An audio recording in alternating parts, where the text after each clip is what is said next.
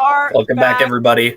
We're back. Hello, everyone. Welcome to the Early Birds podcast. I'm Richie, Rich Dog, the host with the most bullshit. I'm here with my co-host today. I'm Alex Steib. I'm also full of bullshit myself, but thank you all for tuning in on this special delayed post breakdown. Steib, don't bullshit your pants. I'll try not to. Nope, no promises. Try. Okay, do or do not. There is no try. We do have a special guest here today that we're very excited to bring on. Someone who I think you all might be excited to see this person, you know? I mean, I always like to say the queen stays queen for a reason. So we're going to bring out the queen of entertainment. Hi, Will. Oh, shucks. Hi. Welcome to the Early Bird podcast. No, legit. We're really Ben happy said to the have word you on lie here. in the chat, so I was summoned. I can't. I'm already having a fun time with you here, Will. All right, so we do have a lot of fun stuff we're going to talk about today, from the episode itself to some fun announcements. We do have a lot of fun stuff that I was actually told to announce first at the beginning of the episode before we get into all the fun questions, all the fun live stuff, and everything about this past episode of Survivor Second Chance going into the finale. Now, I will announce the schedule stuff again at the end, but I've been told to promote at the beginning and the end that the episode 10, being the finale, is going to be a longer episode next week, Tuesday, on the 16th of December. Voting for awards for the season is going to open after the finale and will close on Monday, December 21st. The live finale recap will be on the 16th with some special guests there. The live post-game truth table will be on December 21st with a note saying that there's more information going to be on the Instagram for the soon. So go follow Idol Identifiers on Instagram right now. And while you're at it, go watch all of our past seasons too if you haven't already. And go follow all of us everywhere. Subscribe to the channel. And there will be the live reunion on this channel on December 22nd. I think that's Richie, did I hear you correctly that if we go to the Instagram right now, we can find out what the truth table is all about? I don't know if he put it up right now, but he said that there's more info coming soon about it. The people want to know. The people are talking. I know, even us, even we want to know. Yeah, I want to know. It's been so hard for the cast to keep it a secret, and I'm just wondering when I can finally be public about it. We know I've not been good with keeping secrets about this season. I've almost slipped about 17 things that happened, so I'm glad we're almost at the finale. I can finally start talking freely in another week. Yeah, I was about to say, like, I'm pretty good at keeping my mouth shut, so that's actually a surprise that I'm not the biggest mouth here for once. That's a good sign, guys, right? Well, you invited me, so here we go. The Queen of Honesty is here to spill all of the tea. Yes, and I'm excited to hear both of you spill and to have me shut up. It's going to be so good. We're gonna Stop, you be quiet? No, come on, Stop. We'll make you speak a couple times. We'll make you speak. Of course. All right. So, I do want to announce this because I did have a bunch of people in the comments asking about this, regarding Alex. Alex, rest of the season, is not going to be back on for a while, in terms of co-hosting. He, currently has some other outside of game stuff to attend to right now. But he did want me to kind of mention this. So, yeah, Alex is, he might comment here and there, might come in for, like, to comment, but I think right now it's just a lot of stuff outside the game stuff that he needs to attend to right now. So everything's fine, though. And I got, like, a bunch of questions about it, so, you know, yeah, and I see Mary saying Team Alex. Team Alex. But I think with that, I think we should get started with talking about the episode, because, Will, I think you had a very fun way of talking about what you heard with Ponderosa, right? Because we start the episode immediately with Ponderosa leaving off right after Kira gets voted off and the jury's interacting with each other for the first time. So we'll talk about Ponderosa before we get to the challenge. Seems like I was ready to see what Kira had to say about her vote off, but it seems like Dick just made it about his again. So I can talk more about that at the reunion. I won't get too much ahead of myself, but it is interesting that every episode we start with Ponderosa. It just seems like we're back to Dick's vote off and not who just got voted off that round, but that's just my opinion. Queen of Honesty. So you don't have any Great queen. opinions on like what else was heard of within the I mean, I'll also save the reunion for when Kayla said she doesn't like me, but that's we'll talk about game here. Yeah, I mean, I think it was interesting that Kira was the second or third person that missed the idol that was in the voting box, myself included, not to skip ahead to the end of the episode. So we're all idiots, y'all gave us a chance, a second chance, a third chance, a fifth chance, and we clearly we were not about it. It's interesting how Kira said that she would have used the second idol, but didn't want to use the idol that was in her pocket. I get why. It's no shade to her. Obviously, she was my number one. I adore Kira. She's one of my many friends that was in this game that is outside of the game. But she was the only one I think that I worked most closely with in this game. So knowing her game as well as I did, I get why she didn't play it. But yeah, it was I don't know, it was a bummer to hear that if she had found it, she would have played another one. And then Maris would have gone home on my one vote, my op that I don't stop talking about. Which I would have loved to eat that up, to have credit for getting Maris out on my singular vote when everyone else wanted to turn around and not fall through on the plan. But I digress.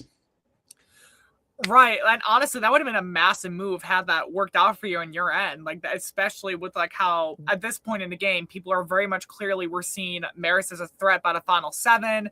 When Kira went out, and that there was a lot of like people not afraid to kind of throw their votes at this time on the bigger threats, whereas past few seasons, the big names are kind of able to skate by. But like here, you have someone like Maris, in my opinion, who. I don't know, because like I said, like this time with the jury roundtable, I feel like a lot of it was definitely like Dick trying to figure out what happened still, and Kira trying to explain some stuff, but I don't know, because I do love that we get these Ponderosa clips, especially because you really get to see more of what's going on, like with the jury, because I think the jury, obviously, like I think I've said this early this season and in past seasons, that the jury is the most important part of the game, in retrospect, that they decide who the winner is. And so kind of seeing a little bit from inside their minds and seeing like what they're thinking is very valuable, although it's very hard to really think into a lot of what happened, partially because the episode was a few days ago, but it definitely seemed like a lot of people were, I don't know if I would say they're up in the air, but it definitely seemed like a lot of people were very much more open than in past seasons where there's a very clear one or two who are never going to win no matter what they do. So, Steib, what do you think about some of this? Yeah, I agree with y'all. The Ponderosa content is fantastic. So shout out to whoever on production that recorded that. That might have been Jamil or somebody. Yeah. And no, it's very fun content figuring out what the jury is going to do when it comes to making such a very important decision like this. And yeah, no, it's very interesting to see. One of the major talking points, not just of this Ponderosa segment, but also kind of the episode overall, is this mystery about some post-merge idol still being hidden out there and potentially getting used to stir some shit up. And it's very interesting to see these people get eliminated and to see their funny, fair reactions when they find out, oh my God, I was so close. I'm so pissed. And yeah, we've actually discussed this a lot on the Discord. Feel free to follow the Discord if you're not already on there. Some people are not fans of the idea of keeping the idol in the voting box, hidden under a couple of votes like that. But honestly, I think it made for fantastic content and for fantastic reactions. It remains to be seen what's going to happen with that thing. And I'm sure this isn't the last time we're going to talk about it as far as segments. I think it is interesting, though, because like you said, there's a lot of people here that are quite open to voting for various people. At the end of the day, it depends on how this finale goes and who's going to end up finishing out this jury. But it's very interesting to see. I did see something Kira said. Kira made a good point, saying Maddie's playing a fantastic game. However, it's very similar to her game from season 7. Yes, with a lot more aggression. And, that's she also made the point, well, if I know she's played a similar game to this and she's made it to the final 3 before, that might be somebody I want to take to the end. And that gives a fair perspective about how these remaining people are thinking and potentially thinking, okay, who can I go to the end with to potentially beat? Right, exactly. And I'm actually really glad you brought that up because that's something I actually almost forgot about was Kira saying that. And I think it definitely showed a lot of Kira's social awareness within the game in regards to like how aware she was of who she had a good chance of beating with, or at least getting to the end against and having a better shot at, which early on, Maddie had a phenomenal game, I feel like, had a lot of control when it was going on, and then it slowly started to trickle down to the point where she was borderline being seen as playing the same game as last time, which really starts to give a big concern to Maddie, who I still think socially is playing a pretty good game. She's still involved in conversations. I think it's just unfortunate that despite a big move she made in one of the last couple episodes, that she's being seen as not changing anything up and playing the same game, which I think could be detrimental should she be able to get to the end, because we still have a few more vote offs and you never know if it's going to be a final 2 or a final 3 until you get to that spot. So I mean, who really knows what happens? Like Maddie, for all we know, Maddie could like steamroll to the end somehow. She could just sit there. You never know. Well, we were all there, so we know what happens, but we won't talk about it yet. We know, but you guys know. But I think what's interesting too is that, to Kira's point, and you, I think it was you said this earlier, Richie. Like, you have to know your jury. I preach about this all the time. It's why I created my LRG Center Stage. Shout out Center Stage, because it's all about like social game and knowing who your jury is. If it's a more emotional voter versus a more logical voter, if they're going to vote for you based on personal relationships, or if they're going to vote for you based on who played the best game, if they're going to be petty on the way out. I'm petty on the way out, but I don't let that impact my vote. Some people do. You really have to know who your jury is. So I agree with Kira's point if Maddie's playing the same game. But for me, as an incoming juror, I didn't finish watching 7, to be honest with you. And the other 3 that are currently on the jury are, if I can remember right, are all season 8. So they may or may not have watched season 8. I know Dick said he didn't. I don't think Kayla did. And I'm not sure about Nick. So we have nothing to compare it to. So that's also something. Again, you just kind of have to know your jury, but it's interesting to think about how everyone else left in the game is considering who's on the jury and how their votes play into how they're going to play the remainder of second chances. Right, and I'm actually really glad you said that as well, just because of the fact that I do 100% agree with that, and that's a big thing I've 100% preached numerous times on this channel over the last few seasons, that like the jury is just knowing your jury, knowing what they like. And I've even been in that spot where I got to the end and fucked it up because I didn't know what the jury was looking for. Whereas if I had just been a little smarter, I would have been able to actually like understand it. But it's only so much you can do. But I do agree with 100%. Like that, if Maddie's able to, should Maddie get to the end, and if she's able to figure stuff out, then I figure out what the jury wants from her, then she could win. Who knows? I mean, we've had a lot of come from behind wins. I don't know if I would say Maddie's out of it, but I definitely say her road to get to the win could be a lot harder. Should she even get to the end? Again, depending if it's a 2 or 3. So. Sure. I mean, I told her last episode there was a path that I could see her in my 3. And I certainly don't think that Maddie's a GOAT. I kind of disagree with Kira at this point. Even when I was still in, I felt that Maddie was a strong contender. And I mean, I said, for the last 2 episodes or so, I don't want to go to the end with GOATs, which is why she was a possible person to bring in my 3. If I was able to make it to the end and I were to win, I wanted to win against 2 people that I felt were of equal caliber or stronger. I want to feel like I earned it. I didn't want an easy win. So I have a lot of respect for Maddie in this season. All right. Is there anything we want to talk about before we go on to the challenge portion of this episode, or do we want to? No, I think we're good. I'm excited to keep talking with y'all. I'm excited to see this reunion and to hear more of these fun stories. I can't wait to host that with Richie and who knows who. I mean, we know who, we'll find out. You guys will all find out soon enough. I'm ready. We all know I love a reunion. I'm ready to, SpongeBob. I'm ready to. All right, so we do get to the immunity challenge. And before we talk about who won, we'll talk about the challenge in general. This is one somewhat similar to Cabin Fever. The last time we saw this challenge was in Cabin Fever. Essentially, it was like an Akon challenge in Cabin Fever. This time around, it's with ping pong balls. Everyone has different colors they have to find within their ping pong balls. everyone has a different color ping pong ball. They all have to go find, I think it was 4 of them, and then they have to put it back on the mat, and then they have to run over to a puzzle table and solve one of 6 special puzzles. And then the first one to solve their puzzle wins immunity. Safe for the vote. 1 in 5 shot at winning the game. Losers, tribal council, where someone was going to be voted out and become the 5th member of the jury. And before we talk about who won this challenge, I 100% think that this was a very fun challenge, especially the little puzzles at the end where they were very different compared to like past puzzles. I thought that was very interesting. To kind of see this challenge come back from Twist Manor was so great to see, because this was a fun little easy quick challenge to do.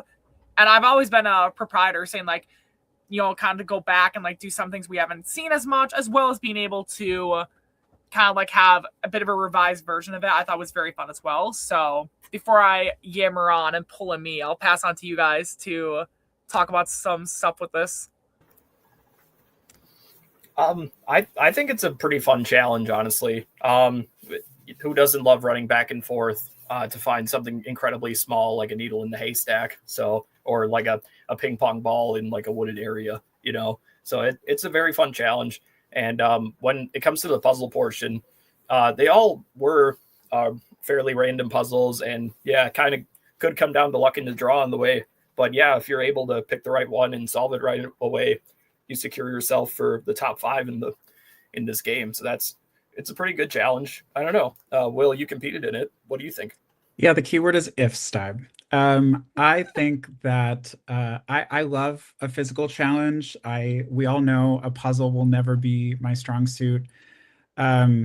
I am a personal proponent of having all of the aspects of a challenge be uniform. So if it was me running it, I would say have all of the like mind teasers be exactly the same. But I also understand the concept of kind of pick your poison. Some are secretly harder than others. You don't really know. I don't know if that was true or not, but then it's just kind of either luck of the draw or just, you know, use your analyzation skills. Is that a word? Analyze. I don't know. Analyze the table and pick which one looks hardest or easiest or whatever. Call me bitter. Some might say it's Maris's zip up powers, periwinkle zip up. But she touched I was right next to her. She touched it and it fell apart. And I literally looked at her and I said, there's no fucking way. But Maris is also the queen of a puzzle, so I will give her credit where credit's due. But yeah, like I said, I can't create a whole LRG based on social game and then be pissed about losing to a puzzle. Social game still got me out. So I can, as I would say, if the table was reversed, I'm bitter and I can die that way. But yeah, I thought the challenge itself was fun. I loved running around. I think this is the first time, honestly, I played with all the LRGs that I played a challenge where you have to like run and find things, which was a really fun aspect to it. So that much I'll say I really enjoyed, because it's nice to have it as part of a game and not just looking for like powers and idols and things, but to actually have it be, I guess, more of a purposeful aspect of the game. I don't know. I'm just talking to talk at this point. I mean, it's fun. I do that a lot too. It's fun to talk, right? Sure. Work, party. Right? Yeah, it's fun to party it up. I love partying it up. So I'm very excited because it's a bit of a it's kind of funny we're talking about parties now, because you know I'm going to a party and I'm inviting the immunity winner for this episode in Maris, who did win in the you smiling, you got that. I set you up for that perfectly. I didn't even mean to.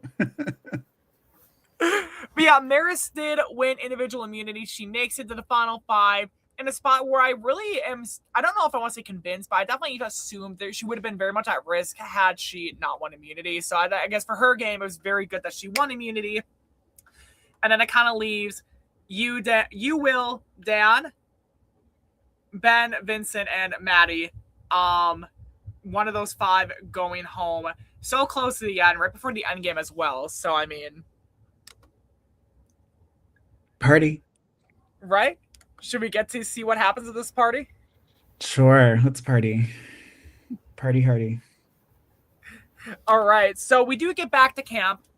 And immediately Vince is kind of trying to act like the survivor psychic, where he's very much, which is my position, by the way. I'm the survivor psychic, but I made this joke where he's trying to act like the survivor psychic, because he's trying to say, like, I predicted this. I saw this coming, that Maris was going to win, that there was going to be a puzzle, and that we should have gotten out Maris. And it's kind of like Vince borderline is very much like shoulda, woulda, coulda is what Vince is kind of like throughout parts of this episode, which I mean, 100%.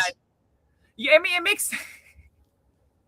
I'll get to that in a second, but yeah, no, for Vince, I do like think it does concern me in some good ways and bad ways. Like, it's very good that Vince has enough awareness to call out what's about to happen. And I have the same struggle too, so I'm not gonna like shit too much on him for it. It's like being able to call it out, but then not be able to convince people to go along with you to make the move, which that makes me worry about what's going to happen with Vincent then.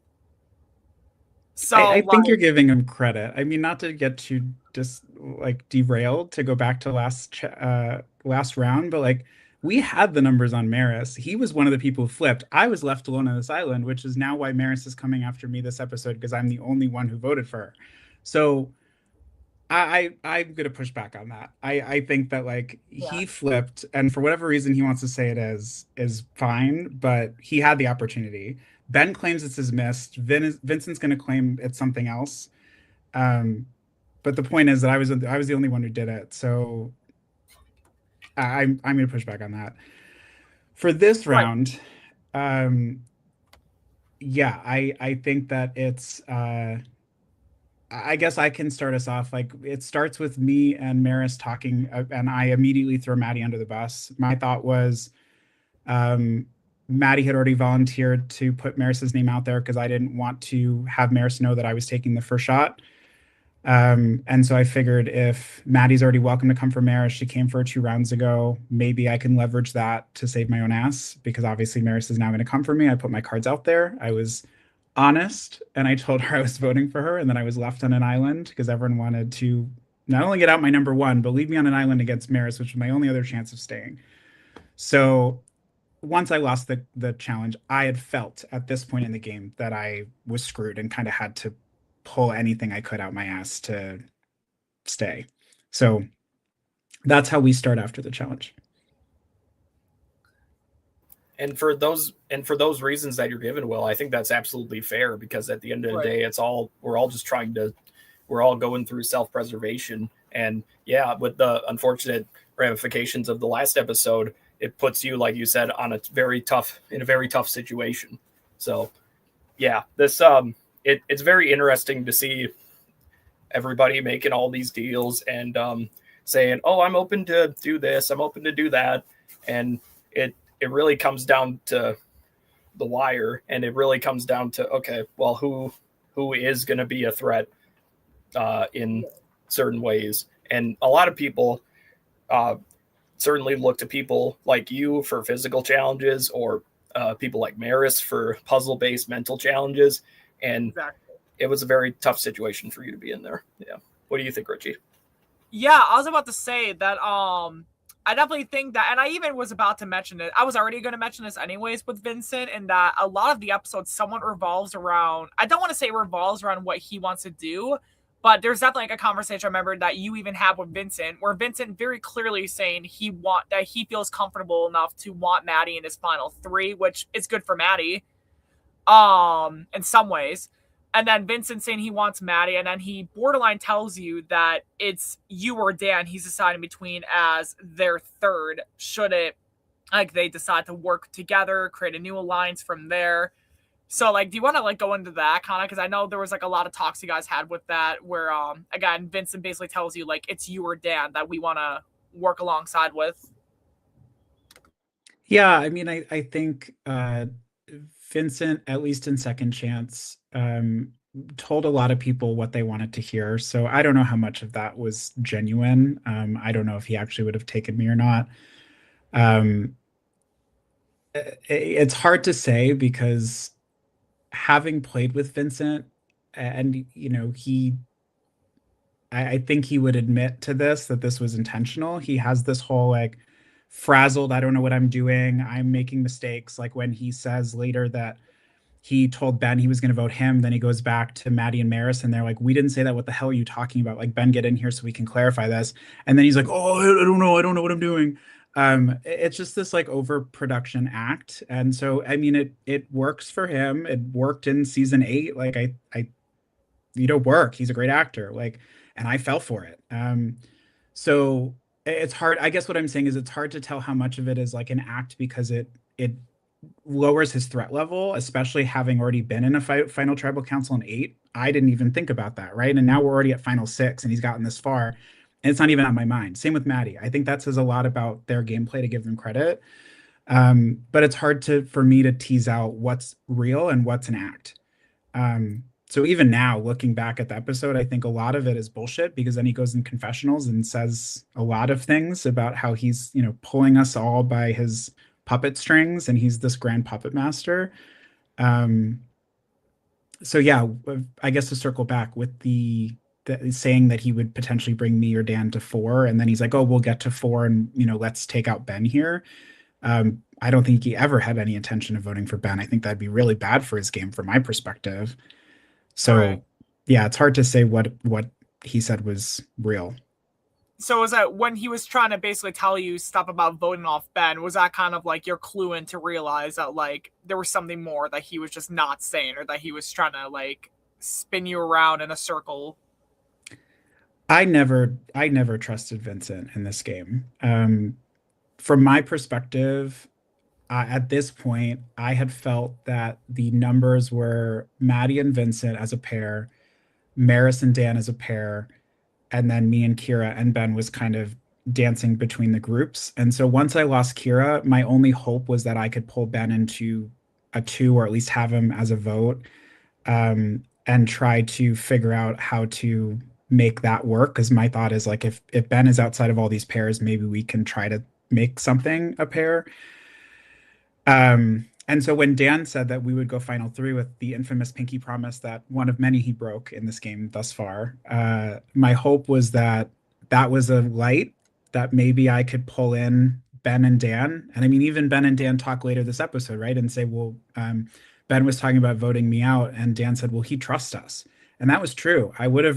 Those would have been the 2 I would have rode to the end. I think my pecking order would have probably been Maddie, then Maris, then Vincent, if I could. And I would have taken them both to the end. And Ben's right. I do think I would have beat both of them. Not to get cocky. It would have been a battle, but I do think I would have won. But who's to say? That's what you think, Lee. I mean, I don't know what would have happened, because I think it depends on who you get to the end with, and it depends on who even wins those.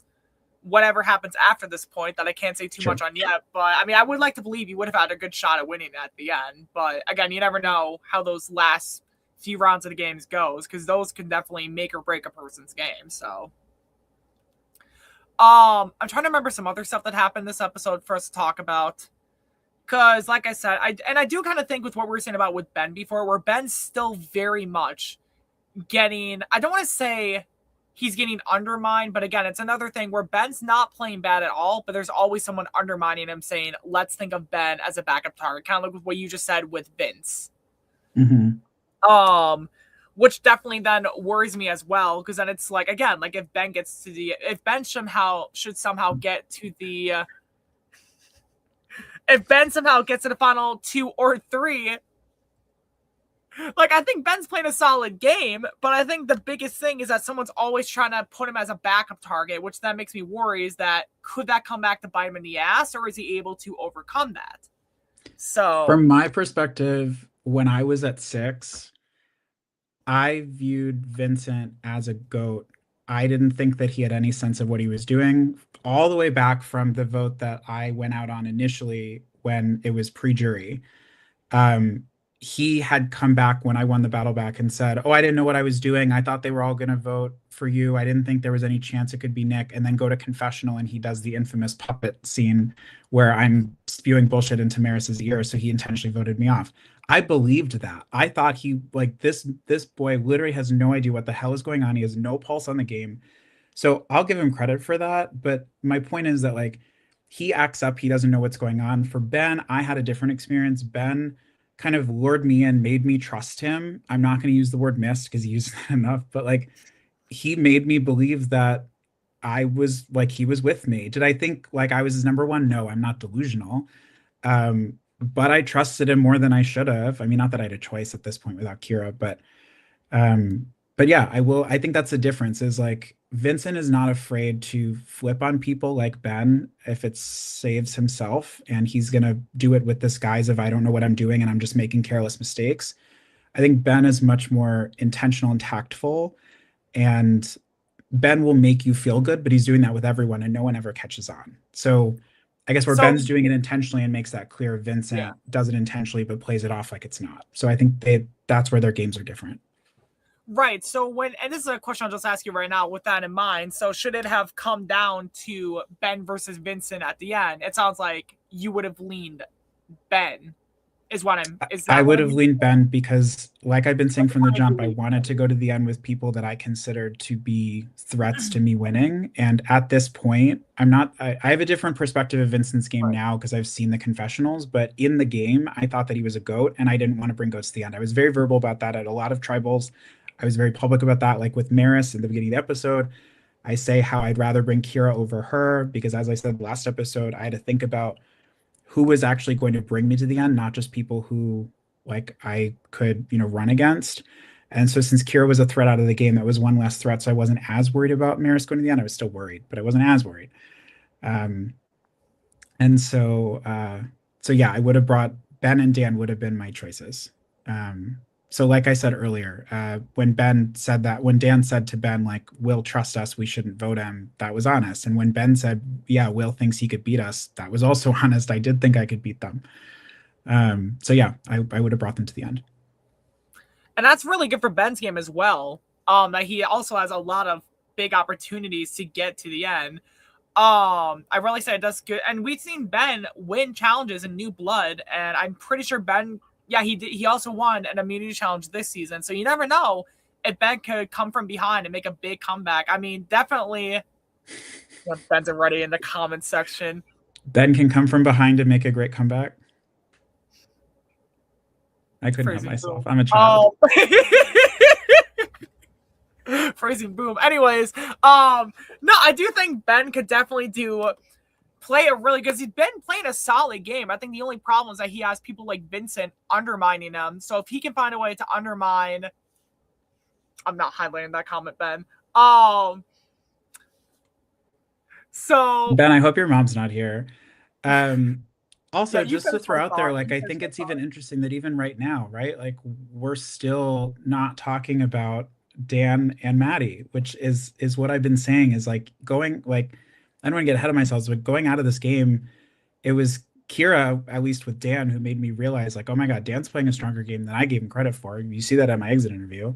And I think a lot of people were sleeping on Maddie at this point. I think that's why I voted for her. I think she was a huge threat that people weren't waking up to. And the fact that we're even still kind of not thinking about it when we're talking about Vincent and Ben, I think is telling. Right. They're missed. Right. Yeah, Ben's missed. Like, he's a big character this season, regardless of whatever happens. Like, a lot of people were worried about Ben being such a big name that he'd be an earlier boot. But then you also get to the fact that Ben's also still here. And I think that in itself, him being able to convince people to keep him till the end, no matter what, is something very good for his game as well. That 100%, should he get to the final tribal, could very much help his game. But yeah. Not to give too much credit to Ben, because, I also know he's probably in the comments waiting for me to slip up. I think another thing, and I'll pass this off to Steib. Yeah, I was about to say. What do we think about Maris in terms of having just narrowly escaped this vote? Do we think that Maris would have been a target if it wasn't for the immunity necklace? Do we think that I guess let's talk a little bit more about I'm thinking about Dan and Maris, and I guess a little bit of Maddie, since we spent a lot of time on Vincent and Ben, just their positioning at this point, and what are some of your thoughts? Pick one, Steve. It doesn't matter. I know. Yeah. I think that's an absolutely fair point, and I do believe this could have been the worst case scenario for the result of the immunity challenge for you, Will, to be honest, because I do believe had Maris not won that and had at least if you hadn't won that as well. That certainly would have made things a lot more interesting, and it potentially could have led to both of you, or either one of you, going out and being sixth place. There's a lot of I don't know, like there's an adage like you don't get this far in the game by accident, and I certainly agree with that in a stacked cast like this. And like y'all were saying, we have some very sneaky social players who are laying low to get to this point in the game. We have the very interesting relationship between Ben and Vincent, and there's plenty of bullshit afoot, and nobody knows who's lying to who. Nobody wants to be lied to, especially this late in the game. And as we see in Ben's voting confessional, like even he isn't sure if Vincent is serious and if he wants to get him out. So it's a very open game. And with thank you, Ben. With Maris winning this immunity challenge, I think it's the best case scenario for her, of course. Saves her a lot of stress and a lot of politicking. And I don't know. Richie, what else do you have? Yeah, I 100% agree with y'all on this. I think Maris 100% is a goner if she doesn't win this challenge. Like, I don't think it's even close. Like, I think everyone was very clearly focused on Maris being one of the bigger targets. I 100% assume Ben and Vince immediately would have been on getting everyone to go against her. Who's to say who the one that would have... I was about to say, you also, I assume, yeah. Chugga chugga choo choo, bitch. We'll run that train forward and back 7 times over. As Mara said multiple times this episode, I love her. She's one of my like close friends from Wizco, but Jesus, I would be the conductor on the train, please and thank you. Like, she is so good. I mean, we've seen you be a conductor for the Atticus train. I wouldn't come for Maris like that. She wouldn't Maris wouldn't step to me like that. Atticus made a mistake and he learned it the hard way. Maris and I, as you saw last episode and this, we like have a respectful sit down on the couch. I'm coming for you. Okay, I'm coming for you too. All right, goodbye. We respect each other. Hugs and kisses. It's just it's different. I did want to have a fight this season, though. I was bummed I didn't have the opportunity to have one. I thought about maybe with Nick, but then we were both just so scrambled to try to figure out votes. It just didn't come to pass. And then, like, Ben would probably be someone else I could see myself getting in a fight with, but just didn't happen. I don't know. Bring me back for All Stars. Maybe I'll be convinced to fly out. Maybe I'll give you some drama then. We'll see. Honestly, I will say, like, I unintentionally piss people off in a lot of my seasons. I know it's such a shocker, right, guys? So I like just knowing how entertaining it is to kind of have that person almost picking a fight. Like, I've even borderline seen fights almost happen in some of my seasons I've played, where like people just get so pissed with each other to start yelling at each other or start looking at each other like I'm gonna like slit your throat, like vibes. That's crazy. No, it's funny when it happens. Sometimes it doesn't make air, but sometimes when it does, it's just so fun to watch. And I will say, like, I thought about that jokingly once to pick a fight, and I'm like, no, that would not go well for my game. Which is definitely, like, the hard part about it, is that if you do try to start a fight in the game, you kind of do risk some social capital, but it really does depend on how you do it as well, I think. So, but, yeah, no, to finish what I was saying before, I do think Maris 100% would have been gone. And as Ben said in the comment section, yes, it would have been so bad for her, Ben.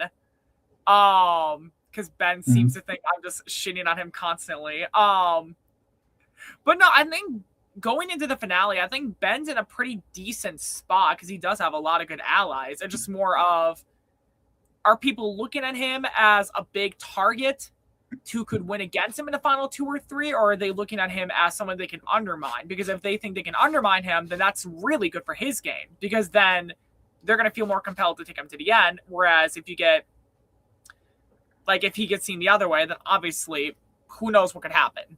So, and it didn't air. You see at the end of the talks that I go into a group with, I think it was Vincent, Maris, and Ben, because Maddie had just pulled Dan, and Ben was like, oh, I'm probably voting for you. And I was like, okay, great. So I'm grabbing you right now. We got to go talk about this. So that part didn't film, but I think I remember. I might be delusional, and we all know my infamous memory. But I think that basically my pitch to Ben was, after I'm gone, understandably, y'all are going to gun for Maris next, but who goes at 4? Do you really think that these people are going to bring you to the end? Like, my pitch to you is pick who you don't want to bring to the end. Let's cut Maris next, and you can try to cut me at 4. Either way, I want to bring you to Final Tribal. So regardless how you spin it, you have a better chance with me in the game than you don't. And my hope with that was, if Dan was honest about the final 3, this was literally Hail Mary, was that if I can get Ben and Dan to vote with me, maybe Maris would flip on a tie because she could say, okay, I voted for you, clean slate. I knew I didn't have Vincent or Maddie, especially because I was pushing Maddie's name, and Vince and I just were never going to work together, and second chance, it just wasn't happening. So that was my Hail Mary, but obviously we saw how that went. Right, we did see how it went. Is there anything else that we saw go down in the last episode this week that we didn't talk about yet? I'm trying to remember. Make sure we're not forgetting anything big that could have happened within. Oh, I guess back to Steib's comment earlier, multiple people in confessional missed that idol in the voting box. I like it. I do agree with the concept that if it was only in the voting box, like if the voting booth was only for the voting booth, fine. I get that. Like finding an idol last second before tribal, sure, maybe. But the fact that all of us had confessionals in the same, well, I guess I didn't. I was outside. But some people had the privilege of having confessionals in the voting booth and also didn't find it. And Queen Maris, with her quarter zip up, picked up the box, shook it around, and didn't. So, like, that was great TV. It gave some people a very good chance at finding it. I was a little bitter my confessional was not in there, but again, I can die that way. I had the chance at the vote, and I just, I'm still bitter about that. But yeah, I think that was interesting that multiple people passed up on it, going from, what was it, last round, 2 rounds ago? How many rounds ago? Yeah, actually, I don't know. I want to say maybe around, I don't know, actually. I want to say maybe around like 8 or 9, maybe. It would have had to have been like early enough, because I do remember. Yeah, my memory's shit too right now. Yeah, me too. I don't know. We're all screwed. Phrasing boom. Anyways, so I'm trying to think of when Kayla was voted off. Okay. Yeah, so it was probably like then at 7 then. Okay. Yeah, because then, yeah, right. So then they replaced it, and then yeah, Kira was the first one that you told Richie. That's right. But so yeah, that was interesting that like both Maris and Dan had confessionals right next to it, and neither of them picked up on it. Yeah, honestly, I definitely think it was very entertaining throughout the entire time, as people genuinely are assuming it could be in there, but no one thinks to just open the box and look. Mm-hmm. Also, Shane, I'm a historian here. I got knowledge you wouldn't believe. Sorry. Anyways, so, but yeah, no, flat out, I definitely think that it's kind of surprising not a lot of people thought to look in here, despite I think a good majority of the last few seasons.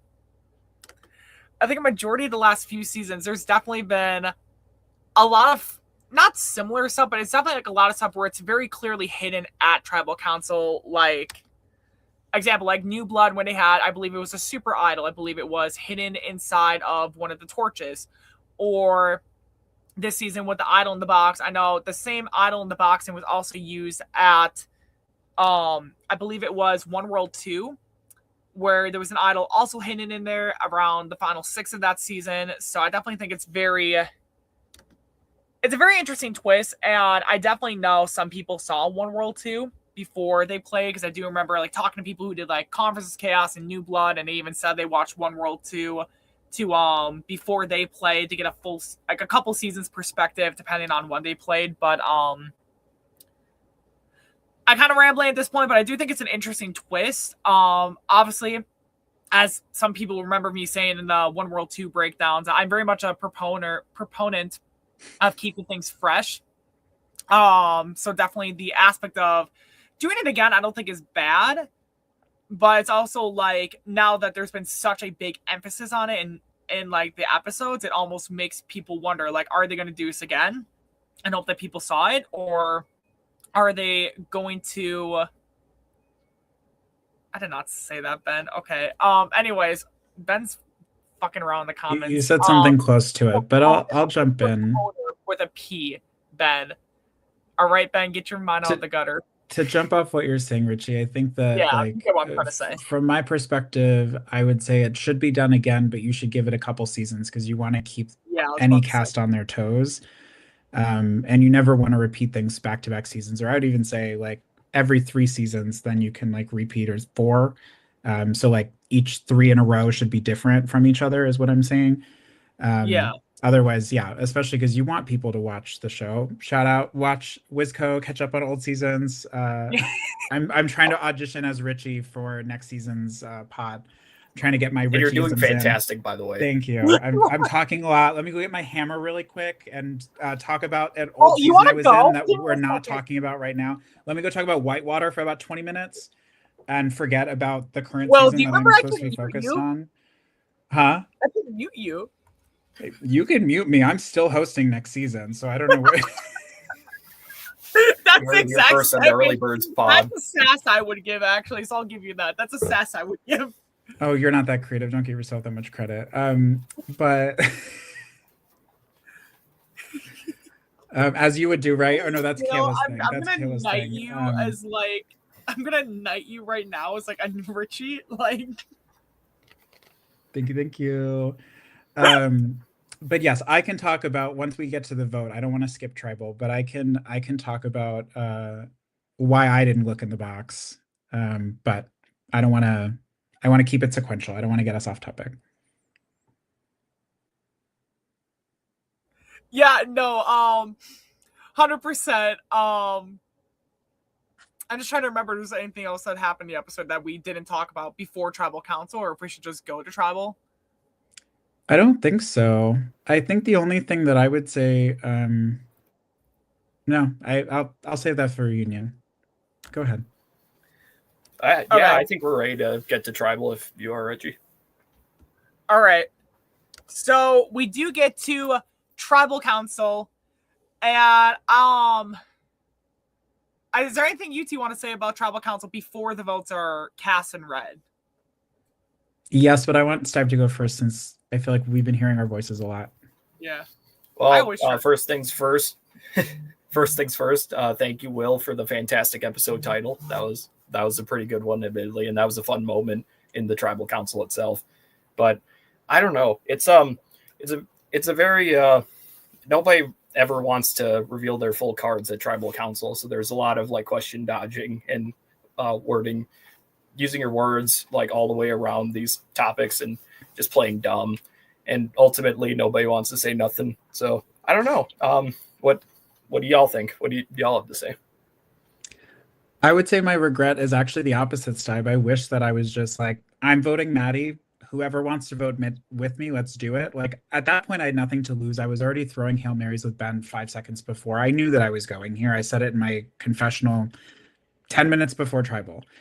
I should have just thrown out Hail Marys or tries to cause some chaos or started a live Tribal. But at that point, like, I knew the writing was on the wall. I knew once Maris won, as I said earlier in the pod, like I knew I was gone. If she had lost, like you guys said, I think that she probably would have been gone or at least under a lot of heat.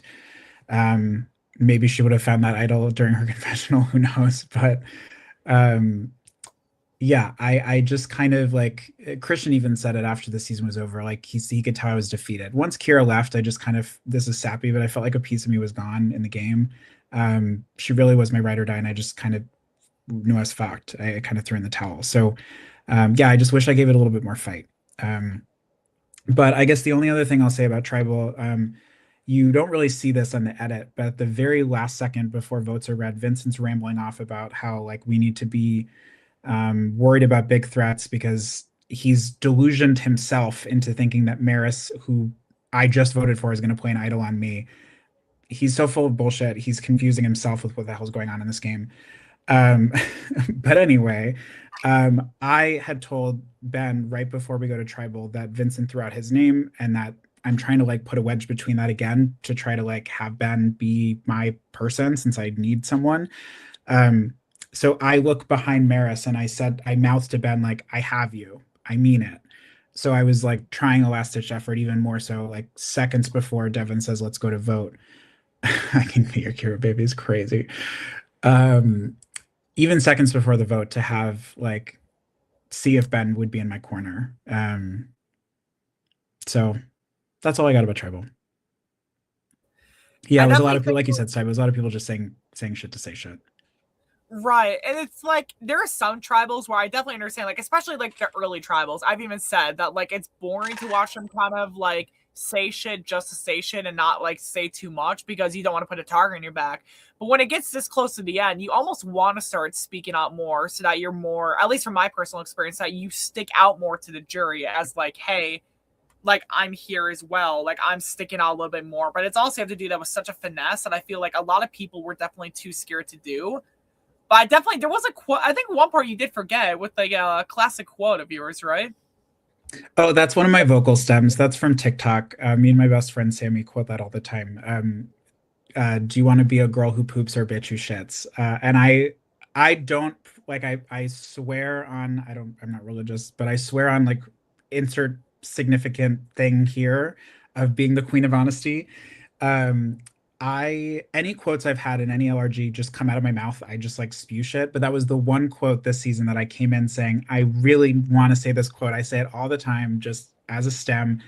So many people won't know it. It's like a queer TikTok. So like a lot of people, no shade Wizco, not a lot of queer representation. So I was like, a lot of people aren't going to know this. So I was waiting for the time and I was like, you know what, fuck it, I'm going out anyway. Let me just like force it into conversation. So when Devin's like, how do we want to sum up the season? I was like, great, here's my in. I don't even have to try hard. But yeah, most of the other shit I say, I just like, it's just ADHD. I just start talking and eventually makes people laugh.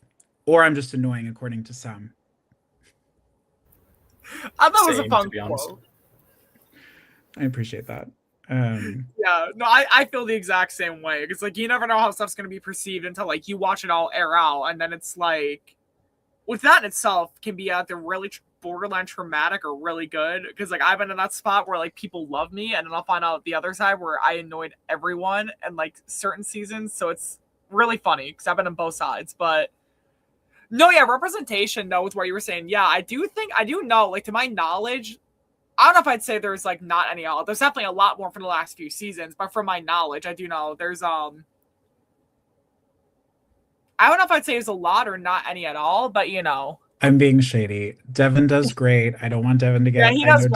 I know Devin is very like concerned about casting diversity. So like, I want to just. It's a joke. It's a joke. Yeah. But Absolutely. Yes, we need more she's and theys, especially the theys. I would love to see some more they representation, but I know casting is hard firsthand.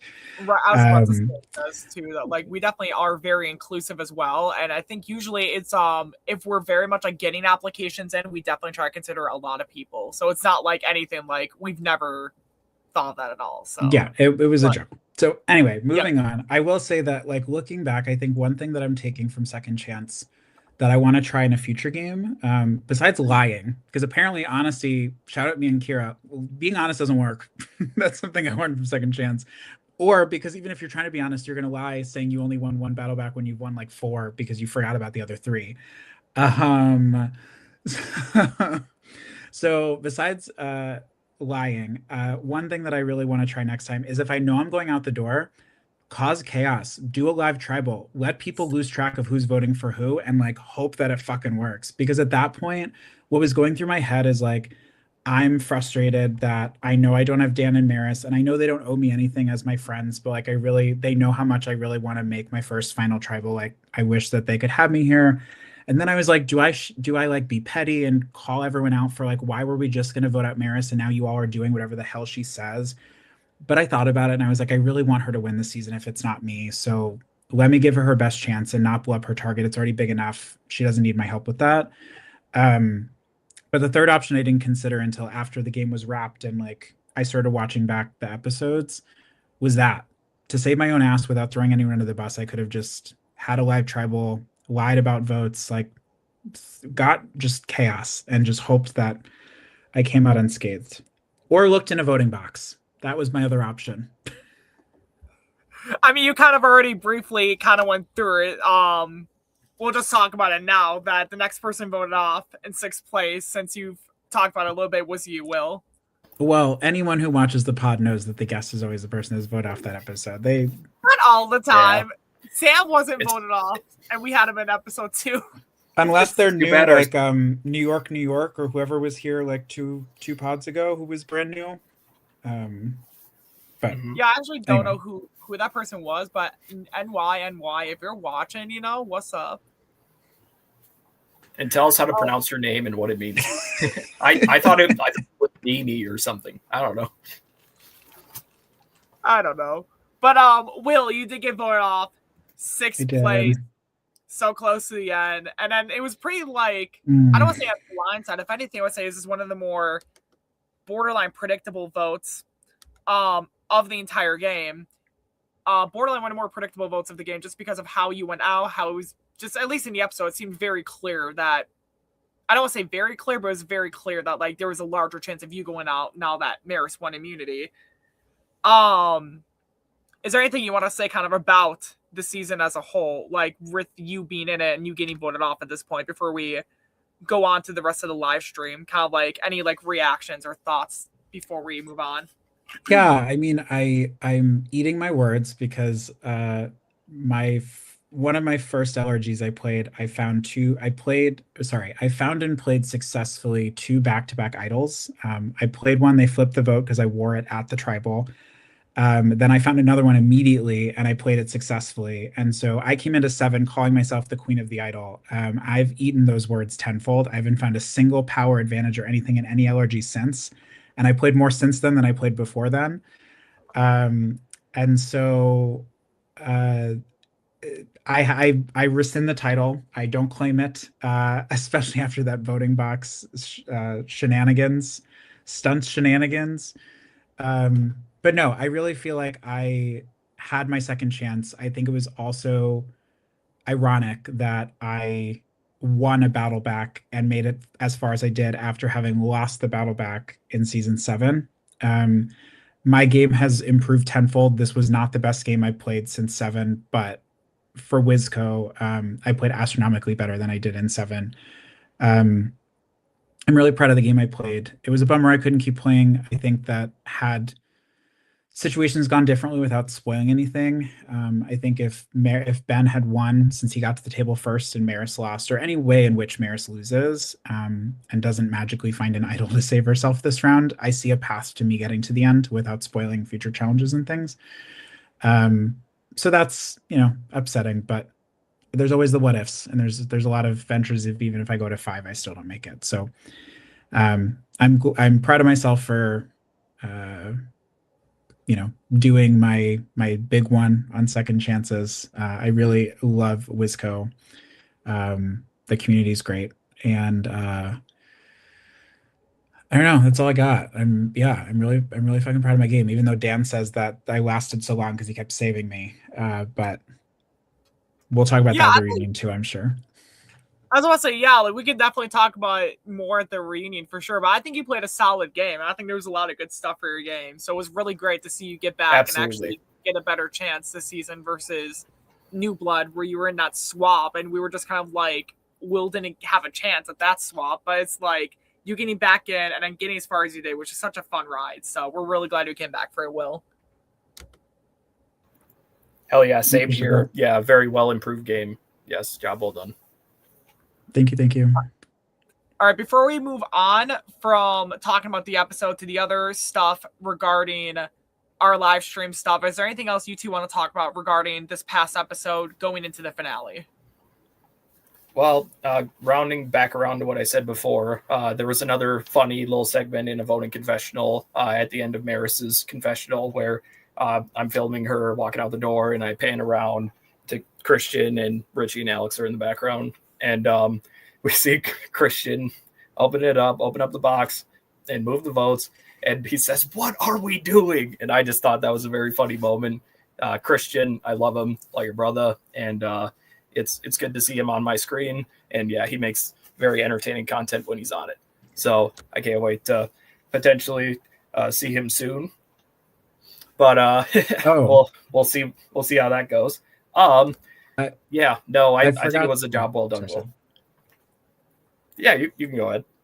I totally forgot to say, and I appreciate that. One of the reasons I didn't look in the box, because my dumbass was like, Dick, Kira, did Kayla go out with anything? I don't think so. But Dick and Kira both went out with like powers or idols or whatever. And my dumbass is like thinking Big Brother, like these things don't get replaced. So I forgot that in Survivor, idols get replaced. So I'm like, Maris just played one, Maddie played one. I'm like, there's no way there's more idols out there.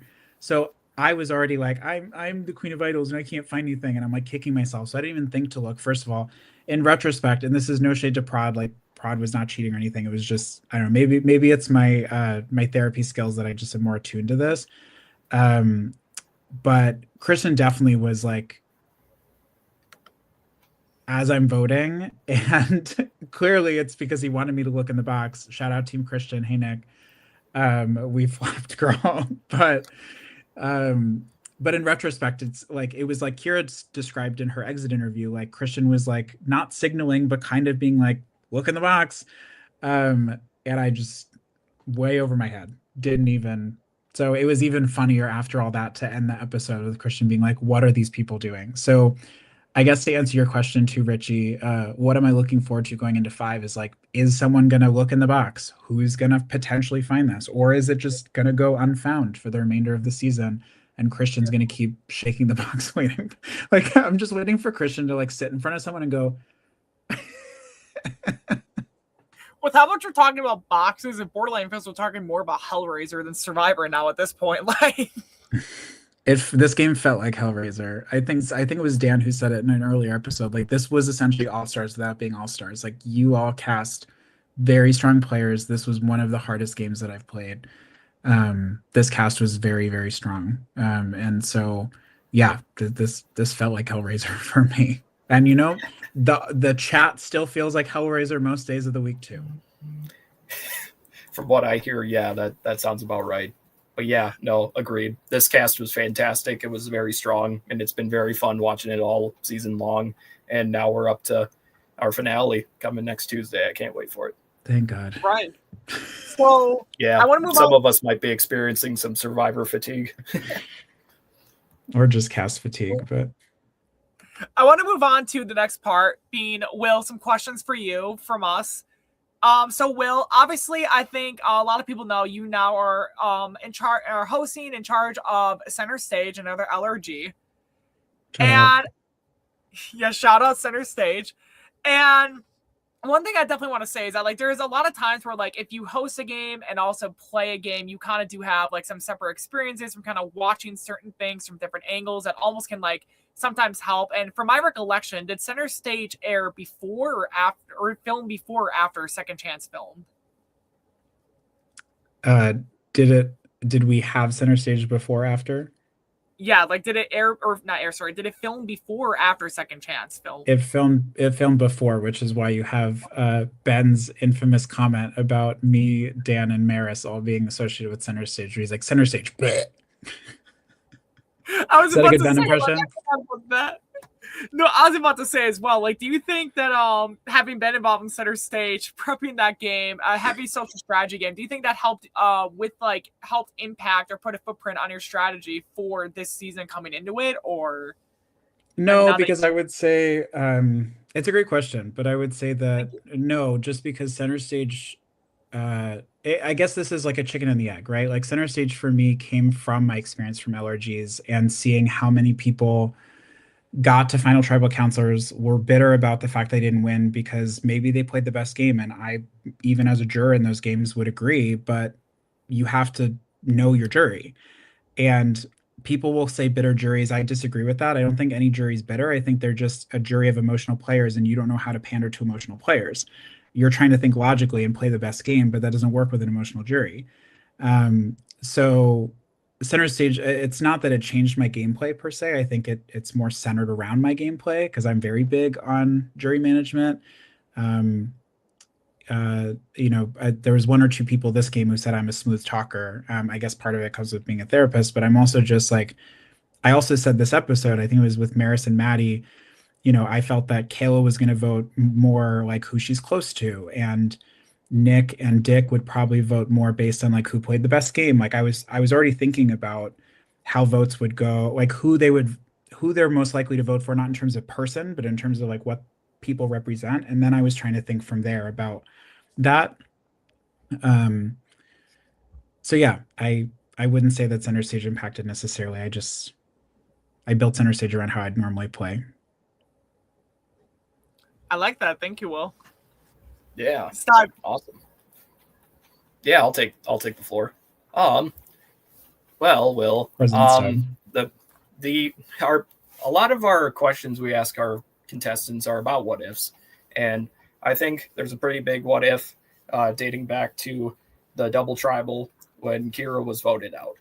And I would like to know, how do you feel having worked with Kira so closely that she actually held on to this thing for herself? And how much do you believe that ultimately could have cost you some opportunities in the game? Because had she potentially used that idol to stick around, Maris could go. And from there, do you think you would have a better shot in the game? Like, what do you think? So are you asking if I feel like Kira played her idol, how do I think I would fare moving forward? Yeah, if you still had Kira with you, how do you think you would fare? I mean, it's hard to say because, I mean, from the jump, Maris then doesn't win the immunity, so that already changes everything right away. I guess we can say, for argument's sake, I think Kira is, in my opinion, probably the second best puzzle person of this cast, after, at least of who was left at Final Six after Maris. Maybe I'm biased. But let's say Vincent wins, because Vincent was like seconds behind Maris. If Vincent wins, I think at that point, I think I would be in trouble, honestly. I think I still go. I think Kira hasn't, well, I guess if Kira played the idol, but I think that Ben still would have brought up the point that after a puzzle, endurance is next. And everyone knows that endurance is like my one strong suit. I don't do puzzles. I'm not great with mental comps of any kind. So it's possible that socially, since Kira had me, and Dan has said openly he didn't want to vote me out here, he just didn't have the pull, especially since I had just severed that relationship with Maris. We have 3. Maybe Dan pulls Ben and we flip on Vincent or Maddie, but I'm not super confident with that. I think I still would have gone. Yeah, I don't see a path forward unless I found the idol in that box. But yeah, there's always the what if.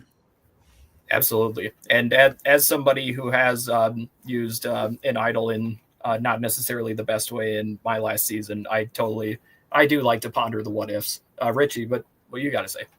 No, I was just making a joke saying like I fucked up with idols too, and like I was about to make a joke saying fans versus favorites when I did that. I don't think I ever told you this, Will, but like I literally found it behind a picture frame because someone else found it, but then thought it was holding the picture up.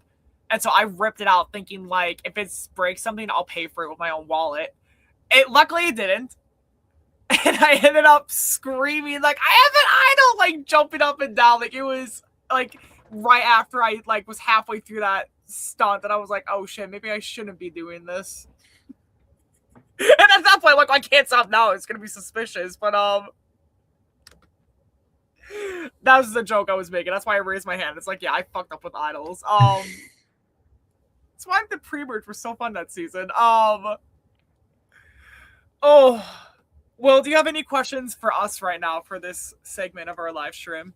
Well, I was gonna say Tuesday, but I think Dan brings up a good point too. That if I was the sole vote to vote out Maris, I think that also puts a huge target on me. So any chance I would have had, I think no matter how you spin it, unless I found an idol, would have been screwed. Yeah, and thank you for answering the question. Yeah. I guess this might jump the gun in terms of, yeah, because I guess it's not player of the episode. This is a different question. Like, who do you both think is in the best positioning at this point, without obviously spoiling anything that happens? Coming into the final five, and I think we'll definitely talk about this later on as well, because this is something I already wanted to expand on, but we'll definitely answer this question here. Coming into the final five, the day of, I definitely assumed the best going into final five, best position, I would say, thinking from how I was at the time, I'd have to say Maddie is who I initially thought of in that moment. Like, after you get voted off, I initially thought it was Maddie. That's fair. I think there's a lot of people playing their own unique games in their own unique, great ways. I was actually gonna use this as my rationale for my player of the episode, so this might be a little spoiler for that at least, but I'll stick with it. I do believe Ben is positioned the best in this game, being more towards the middle and having all these different options to make it further in the game. I would say Ben. Yeah, Will, like when you left the game, who did you feel like was in the best position to get to the end of the final five remaining? The best position to get to the end, I felt, was at that point probably Vincent. Like I said, I have a lot more respect for his game now that I've seen it from a viewer perspective, but in it at that point, I thought that he was a GOAT, and I thought that he was arguably the only GOAT. So I just figured no matter how you spin it, like, they were going to take him to the end again. And no one was really worried about him. So yeah, I felt that he was in the best position at that point. Dan would be a close second, but I felt that since he was so close with Maris and she had so much heat on her, that even though it wasn't this round, it was only a matter of time, that I wasn't sure how he would fare without her. Not that I think he needed her to get as far as he did, but I wasn't sure if it was kind of similar to me and Kira, where, like, yes, they weren't targeting me because I was close with Kira, but without her there, I had no one, so I was easy to get out. I wasn't as confident when I was in the game of Dan's connections and how many he had, so I figured without Maris, he might be on an island. Because I figured Ben had more pull, and if Maddie and Vincent stay together, they're a pair, so would they pull in Ben or Dan? I wasn't sure. So yeah. I'm actually really glad you asked that question too, Will, because that actually perfectly segments to the next segment we were going to do anyways. Being like player of the episode and our thoughts of the final five. So I think I'll have you guys start off with who you guys think is the player of this episode. And then we'll get into my thoughts, and then we'll go into the final five in general. Yeah, no, I might as well kick it off because I kind of gave mine away. But I will say I am very happy with the cast that we have selected, of course, and the fun 15th mystery player as well. I thought that was also a fun surprise. But I do believe this top five is very well earned and well deserved. So I love a lot of the games that I'm playing. I like the uniqueness that I'm seeing, people playing in their different ways, whether it's acting dumb or playing social, playing the middle, or laying low, or being a mental comp beast and winning to stay safe.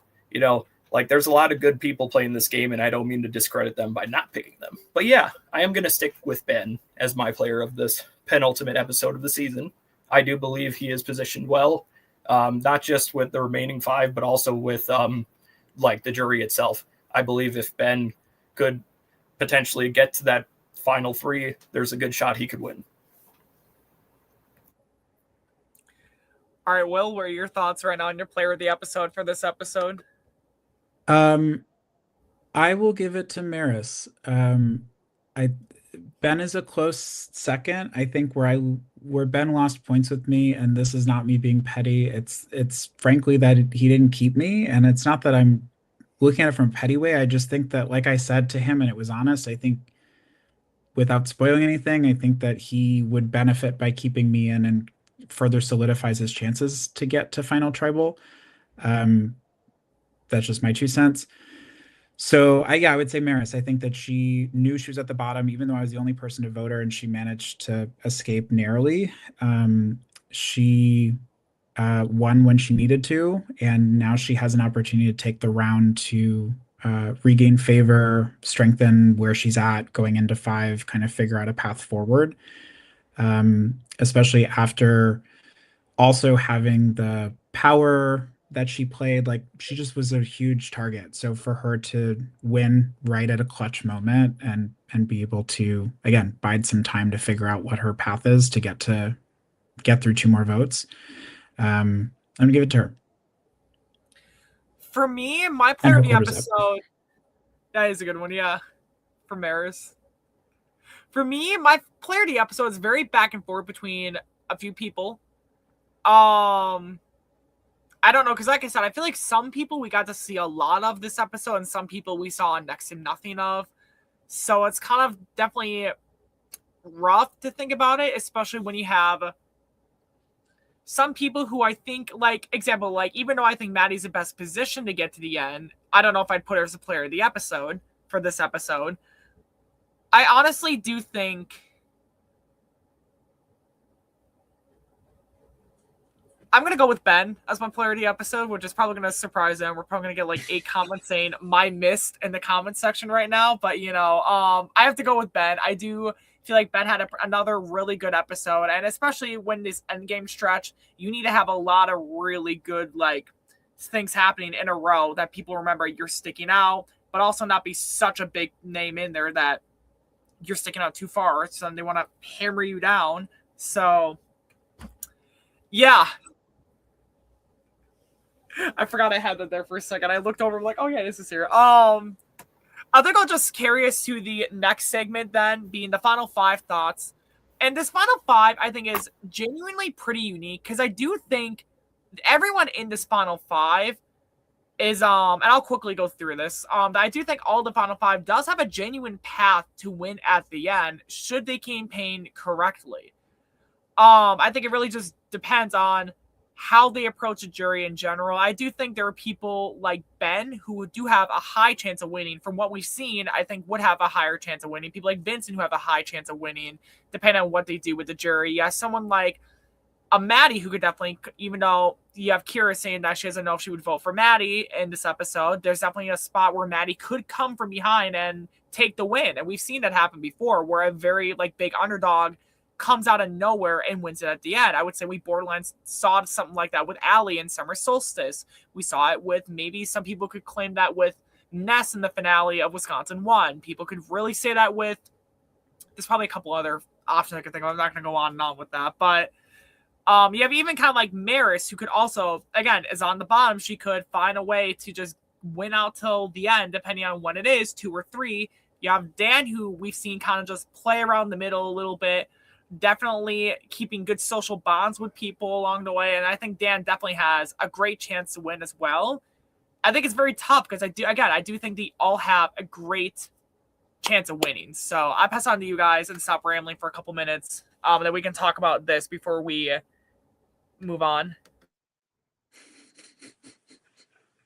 Yes, Dan, you were doing okay. I guess I can talk briefly. I mean, I think I already talked about this in my exit interview. I kind of went through all of them one by one. But I would say, again, my perception of Vincent's game as a viewer is a lot different than it was in the game. I think that if he gets to the end and has a chance to explain it, maybe that would clear up my thoughts. But when I was in the game, I kind of felt that he was the GOAT. As I also said in the episode, I thought that Maddie's killing it. I think that socially she's really in a great position. I think that if she gets to the end, she has a lot of ability to speak to how she's been able to utilize her social capital. From my perception as a viewer, she's been flipping on votes a little bit and kind of saying one thing to one person and one thing to another, but she's never gotten caught in that. Whereas I feel like someone like Ben maybe has had a few close calls, but Maddie's kind of gotten through unscathed. Dan, I think, is positioning himself very well, especially now that he's going in with this final 3. I think last episode it might have been a final 4 that he was kind of pulled into with Vincent and Maddie. I mean, Vincent is perceiving that Dan and Maddie are both GOATs, which is, I think, a very interesting perspective to have. And so Dan's solid with having two people of now a final five that are willing to bring him. He's been close with Maris this entire game, so she would probably bring him. It seems like he has enough of a relationship with Ben, but even if not, he can cut Ben and solidify his spot. So Dan's in a very, very great position. Maris, I think we all have said, I mean, she's been a huge target for a reason for the last couple episodes. She's an incredible player. I think if she makes it to the end, I said when I left that I would vote for her. That's not to say she does or where my vote goes, but I would, at this point, would vote for her if she got to the end. And who am I forgetting? Ben. I think Ben, as I've been saying, he calls it his mist. He's been positioning himself perfectly, I think, throughout the game.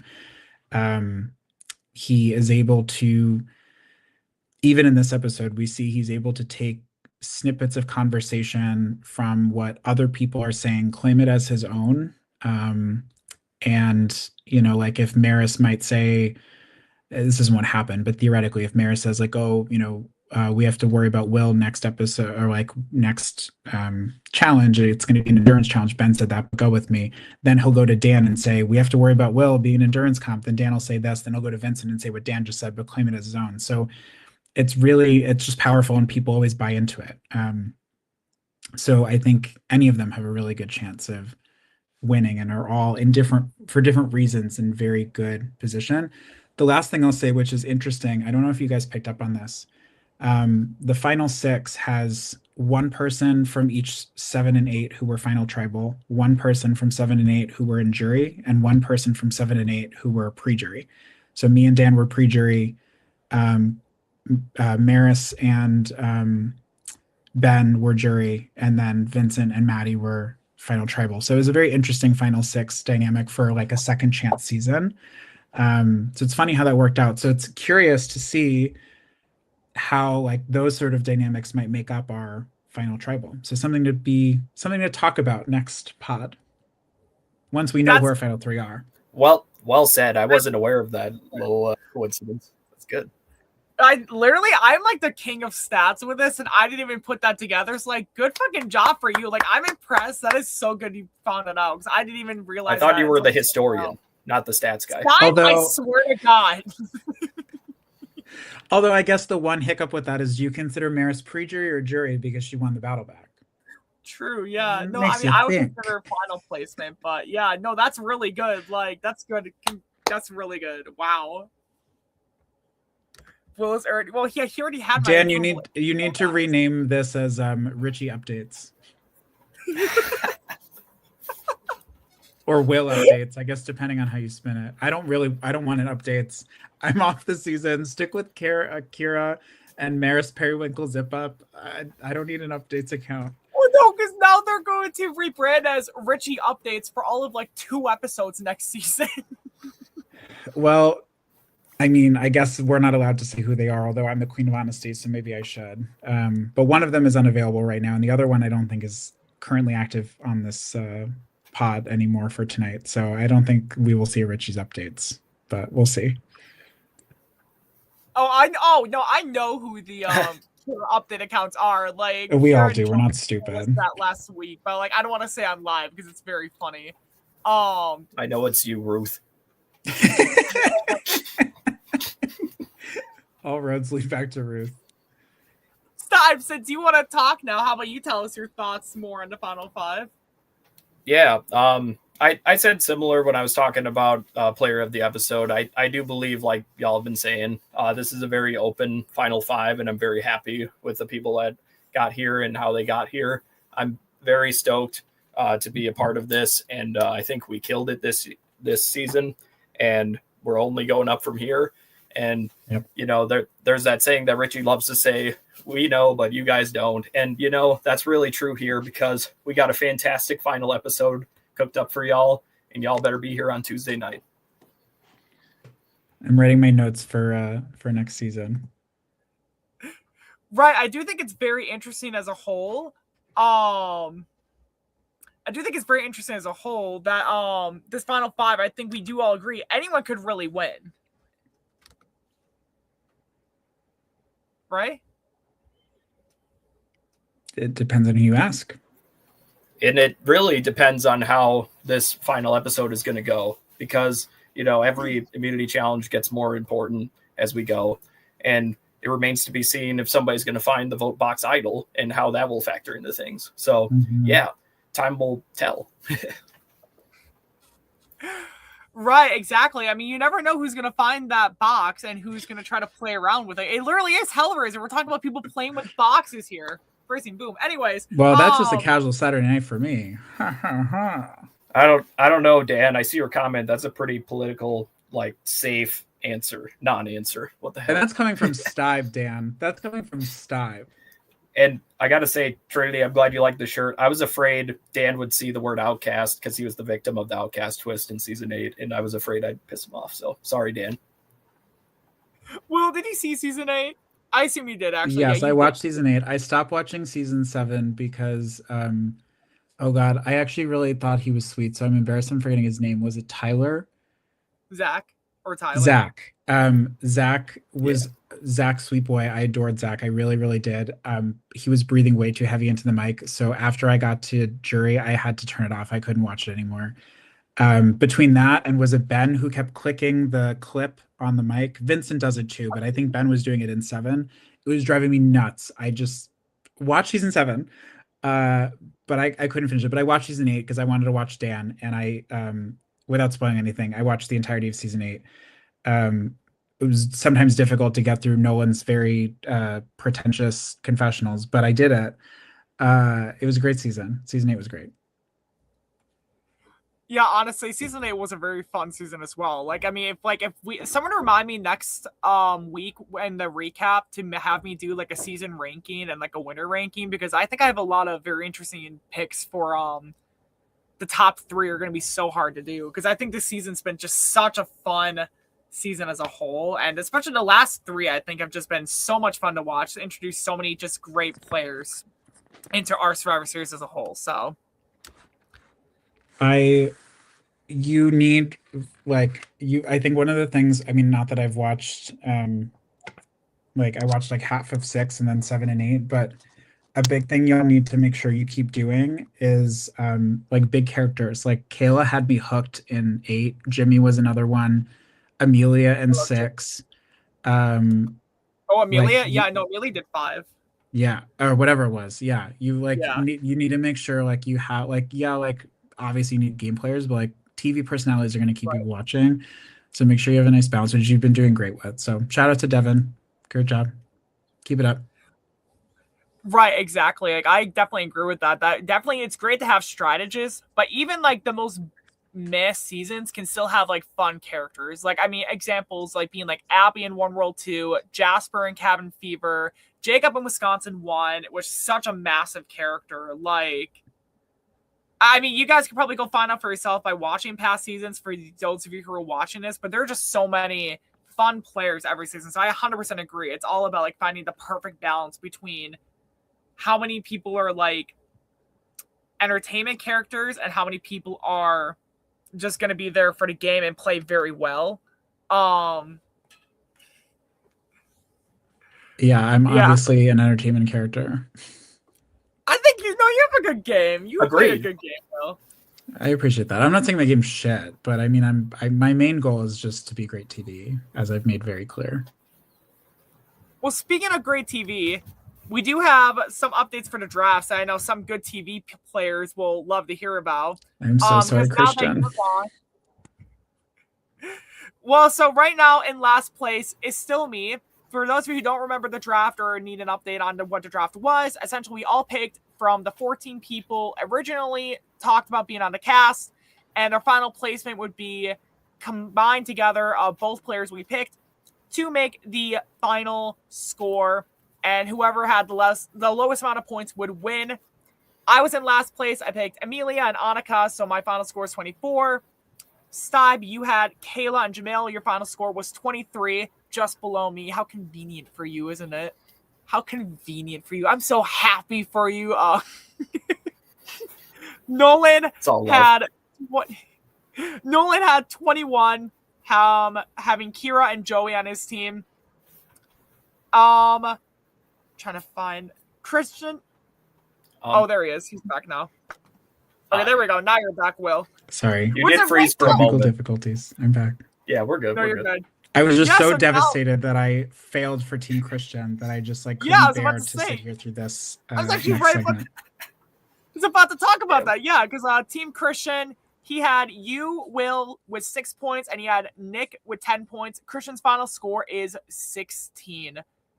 Currently, the top 3 currently remaining in this draft is Alex, who currently has 12 points, with Addie, who got 12, and Maris, who's still in the game. Devin, who has Vince and Ben, both still in the game. And Jimmy, who has Maddie and Dan, both still in the game. So next week, we will reveal who won the draft. We'll reveal who got what placement, who got first and second, and etc. And we don't need to see who got last because obviously I fucked up. Well, we'll be here anyway, so they'll have to see us. Suck it. Yeah, well, I'll have people watching me. Everyone loves me, because I'm not evil. I'm Richie. Me too. I'm not evil either. I'm hero coded. No, I can't hear y'all. I don't know what's going on with my computer. Will, you can't hear us? I can hear you, Will. That's on. Yeah, we can hear you. All right. Give Not us enough a quick alcohol. moment. That'll help.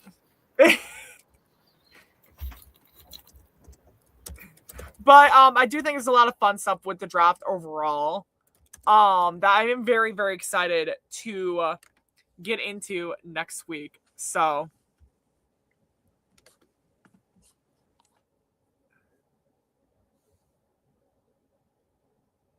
yeah, I assume Will's going to be coming in and out just to make sure that he his camera's working. I'm trying to find a question because there was Yeah, because I think we could go to some questions right now.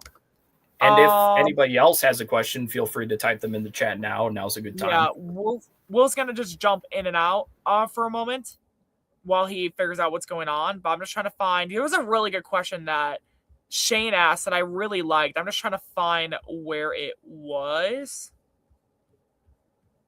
Sorry, so give me a minute. Well, by the time I find it, YouTube.com/Idol Identifiers. Go subscribe now. Go tell your friends. Go tell your grandparents. Go tell your dog. Go tell everybody. Tell everybody you know about this channel. We're having so much fun playing these games. Just spread the good word. I put this on before as well, but if I can find a comment again. Oh, here's Will. Okay, we're good. We're back. Yeah, there we go. Which is good because can you hear us? Yes, I can hear you. We're good. Which is really good because the first question for our live question segment goes to you, Will. It's from Shane. Great. He says, Hi, Shane. Will, do you think there's anything you could have done any differently to get farther? Will, who did you think was playing the best and worst games at this point? On your way out the door, I'm assuming. Yeah, I'll speak to how I felt when I was still in the game with an asterisk. I don't think there's anything I could have done differently aside look in that fucking voting box. I should have done it. Like I said, I was having a lapse of judgment. I know Survivor. I know I always say I am a Big Brother player. I prefer Big Brother. The goal is to be on CBS one day on Big Brother, not Survivor. But I know Survivor. I know the idols are replaced. That was just a lapse of judgment. Other than that, I don't think there's anything I could have done. Like I said, it would have been fun to have a chaotic live tribal, but I think with this cast, people would have read through it very quickly. And for all I know, could have gathered in a group of 5 and been like, you're voting here. Great. Everyone's voting done. And I can only do so much. Who do I think was playing the best and worst game at this point? I would say leaving the game, I would have said Maris was doing the best and Vincent was doing the worst. I think that Dan in particular bumped up very high on my list.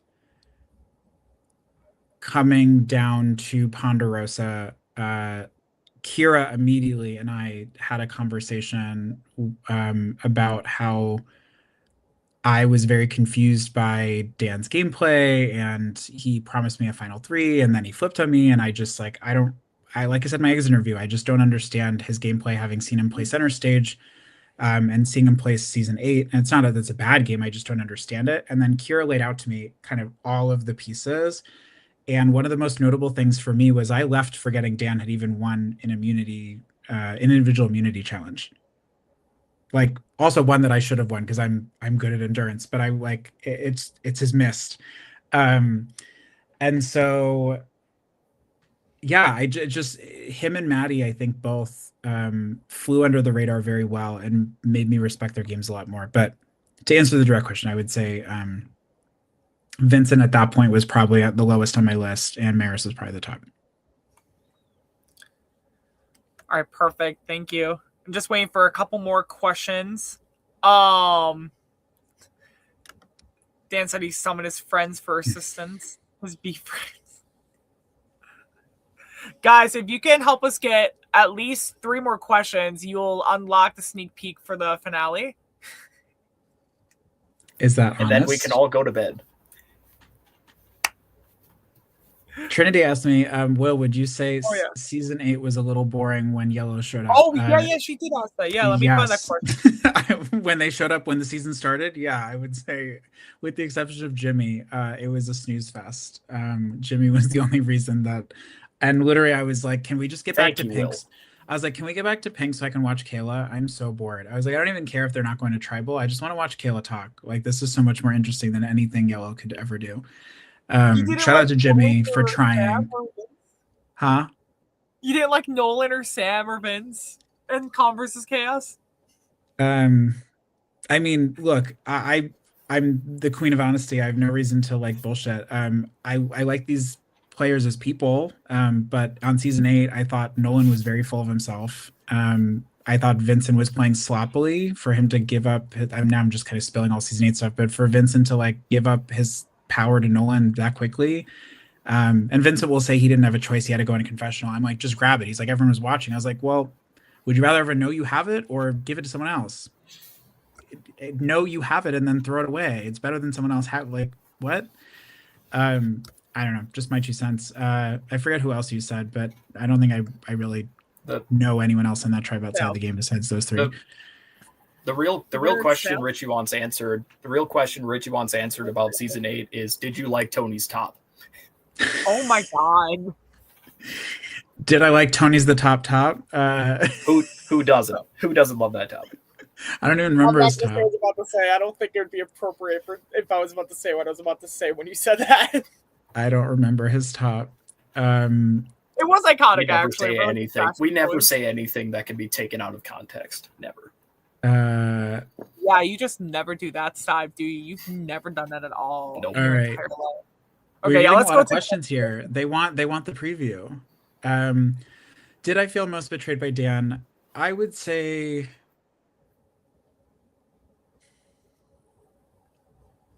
coming out of. It's hard to say because usually I will be. I don't want to say usually. Sometimes I'll be frustrated with someone who I felt kind of did me dirty. I think I had made it clear enough that I wanted to like have someone be or have people be honest with where they were, that everyone kind of was on the way out. They actually finally fucking listened to me talking about jury management and how to get my vote. I didn't really feel betrayed per se by anyone. I guess if I had to say most betrayed by, Dan would probably be up there. But I don't think that I felt betrayed by anyone per se. I'm kind of pulling at straws if I had to say the most. You know what I mean? But also, Dan and I guess this may fuck me over if anyone ever plays in a game with me and Dan again, but like I text Dan every single day. He's the only person from WizCo that I talk to that much. So, we have an understanding that I've screwed him over in past games. He screwed me over in this game. Like it was all going to kind of come full circle. Like Dan said in the voting booth, it was true, is that even though we're friends, we just never seem to connect in games. It's not that we're against each other. We just never chat enough or check in enough, or our games just don't align that time or whatever it may be in every single time, but it just never works. So there's also just kind of a mutual understanding that that's like what it is. Similar to me and Maris, like how we understand we're too threatened by the other to bring the other to the end. So it's just kind of a common understanding. Yeah, I like that answer. It's a good answer, Will. We do got a question from Dan, who says, Will, other than me and Maris, since we already played, who in his season would perform well on center stage? Oh God. So really what that's asking, which this is going to ruffle some feathers, is who do I think had the best social game of second chance? That's really what we're getting at here. Besides Dan and Maris,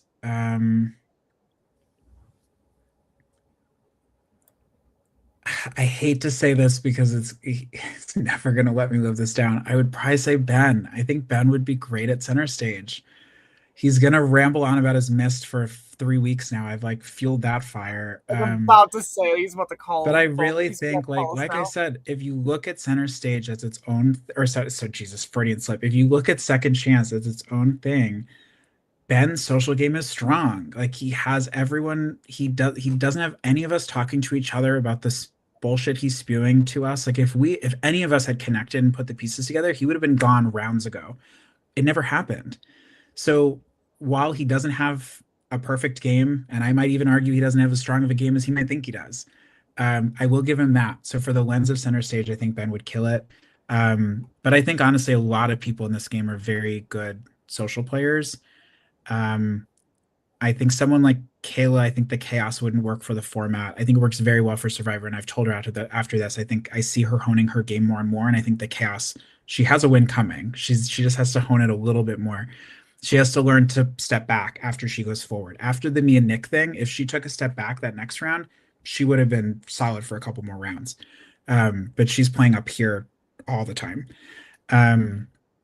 Nick, I could see being very good, although sometimes I think his analytical nature, I understand him, but I think some people might see that as like kind of closed off. But yeah, Ben, I think would be good. Maddie, I think would be really good. And I'll throw Kier in the mix too. But apply for center stage. There's a couple other WizCo people that weren't on the season that I'd love to see apply for center stage. That's a whole nother conversation. I like that. I like to hear that. Well, it's a good promo for center stage right there as well. All right, so next Dan. There you go. Yeah, next one from Dan. He says, Will, rank these heroes versus villains 2 players, i.e. me, Jimmy, Joe, and Nolan. Also, who do you think will make merge? Oh, Lord. It's hard for me to say who will make merge because it really depends on who's in the cast. You can say, well, it's okay. I know, Richie, but to your credit, Richie, like you have a higher chance of making merge than those 3 because you have connections to Whitewater and older seasons. And Devin said that this is going to be a much more wide-ranged cast. The thing with second chance is when it was all 7 and 8, there was kind of this like divide between season 8 and season 7. You also kind of see a divide in second chance between like millennials and Gen Z. Like there was a lot of like clear divisions of like 1 and 2.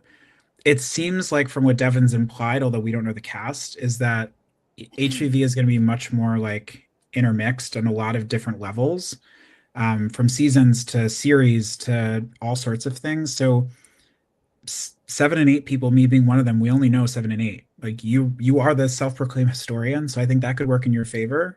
And having someone like Steib, who's rumored to be on there, like in your corner, who you have this pod together, like that, something like that could work better for you. So I would say, from a player perspective, only having seen Richie's game in the cabin, I would say ranking wise, I would put it as Jimmy, Joe, Nolan, Richie. However, to make merge, I would put Richie as the top, and I would say probably the same order, honestly. Richie, Jimmy, Joe, Nolan. I would just put Richie from bottom to top. I hope you're a psychic. I really do. Yes, I'll be here on the pod to review it all. Play back this tape. I will say, I definitely recommend you guys watch all the Whitewater season as well. Because I mean, there's going to be at least one former Whitewater player on Heroes versus Villains. So go watch all of the Whitewater seasons we have aired out. Season 1 was not filmed, but seasons 2 through 10 of Whitewater were filmed and aired. Such a fun time to watch it. You might get some fun moments from me, you know, because I was an asshole actually the first time I played. I was an asshole going out. It was funny, but I called someone something that I looked back and I was like, I don't know if I should have called this guy that on his way out, but it wasn't anything massively bad. But it was funny, and then I definitely was a bitch at the final tribal because I was like, fuck you, fuck you, fuck you. Like, oh my gosh, and fast forward like 4 seasons later where I'm like begging on my knees to win at the final tribal. Like, that was so sad. I love this question from Shane. Oh, yeah. I was about to get to that now, actually. It says, Richie and Steib, who do you think played the game the most similar to how you would try to play? That's a really good one, actually. For me, it comes down to like 3 people. If I can only pick one person. You can only pick one. It's late.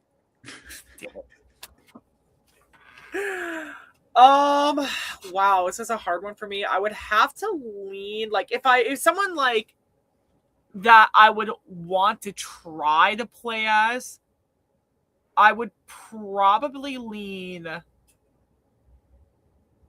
Vince, I would say, just like someone who's definitely in control of a lot of votes, trying to get in good with everyone. But like, obviously, I know if I was in the season, I definitely would be like, some people would probably be like, oh my gosh, like, I'm not sure about this person type of thing. So like, I could definitely see myself being somewhat of a Vince in this situation. So yeah.